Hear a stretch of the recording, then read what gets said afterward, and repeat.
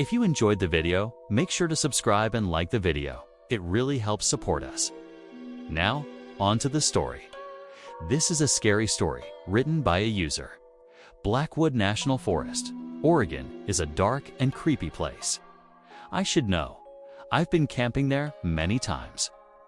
Anyway, one time my dad and 4 of his best friends went camping there. Dad said it was one of the scariest things he's ever experienced. Here's what he told me. Back in the summer of 2005, me and my 4 best friends, Ryan, Noah, Shane, and Ethan, decided to go on a little adventure. We heard about this mysterious abandoned logging road deep in the woods. Locals say people often got lost there and cars would suddenly stop working. Of course, being teenagers, we thought it would be fun to check it out. So we packed into my dad's old Jeep Wrangler and headed into the forest at 10 a.m. The drive was about an hour in. The trees were so thick that sunlight could barely reach the ground. The humid air, cool breeze, and distant bird calls made the atmosphere around us eerie. About an hour later, Google Maps stopped working. We assumed it was just the poor cell signal out in the middle of the forest. But as the minutes passed, Noah started getting uneasy. He kept saying, "Guys, something feels off. Let's turn back." But we just laughed and kept driving. Around 1 p.m., we hit a massive obstacle, a fallen tree blocking the road. We all got out to inspect it. Ryan noticed strange marks on the trunk of the tree. It looked like giant claw scratches, like someone or something had climbed up the tree 7 feet up. "Maybe a bear, but they're not common here," he muttered. I tried taking photos of it, but my camera kept glitching. The photos wouldn't take. Finally, we managed to clear the tree and keep driving. As dusk began to settle over the forest, the sky turned a deep purple, the thick canopy overhead offering little relief from the darkening woods. At this point, the forest felt completely dead silent, and the sense of dread had settled in. And then Shane whispered, "You hear that? Something's following us." We all listened intently. It sounded like footsteps behind us, but when we turned, there was nothing there. Noah was now hyperventilating. "Ethan, I can't stay here. Something's wrong." I tried to reassure him, but I couldn't shake off the feeling that we were being watched. We finally decided to set up camp in a small clearing and call it a night. We got to work setting up our tents, but the Jeep suddenly died. The lights and dashboard still worked, but the engine wouldn't start.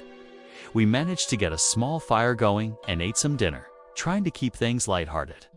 But the mood was ruined when we tried to sleep. We woke up at around 3 a.m. to what sounded like screams in the forest. Big, guttural screams. Then Shane shook me awake. "Ethan, that tree just moved." I shone my flashlight in the direction he was pointing, but I didn't see anything. Then the rustling started again, this time much closer. Ryan shouted, "Who's there? Show yourself." But there was no reply. Moments later, the smell of burnt meat filled the air. Then we heard whispers, very close, but too garbled to understand. We were too scared to investigate further. So we stayed huddled in our tents until dawn. When we finally emerged, we found that Noah was missing. His shoes, phone, and bag were still there, but his body was nowhere to be found. We searched for him for the next 2 miles along the road, but we didn't find any trace of him. Back at the camp, Ryan noticed that his watch had stopped at exactly 3:05 a.m. And when we checked our own watches, we realized that all of them had stopped at the same time. Just then, Shane pointed at a tree. "Dude, that branch just touched the ground." We bolted towards the Jeep. As we ran, we saw drag marks leading to the bushes where Noah had disappeared. We parted the branches and found his clothes, his shirt and pants, as if whatever had taken him had pulled him out of them. We ran for the Jeep, but it was as if the forest was trying to keep us there. We kept getting lost in circles. And then we heard a voice from above, "Ethan." It was Noah's voice, but it sounded like he was up in the treetops. We looked up and saw dark, strange shapes dangling from the branches. They weren't human. Ryan screamed.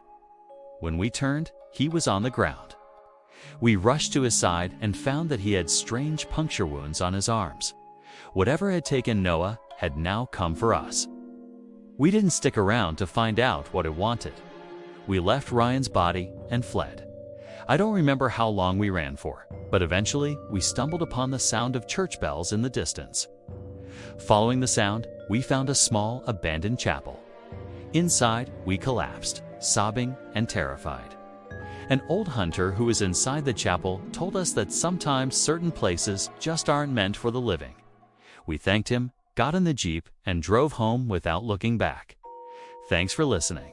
If you liked this story, please leave a like and comment below. If you'd like to hear more scary stories, subscribe for more content.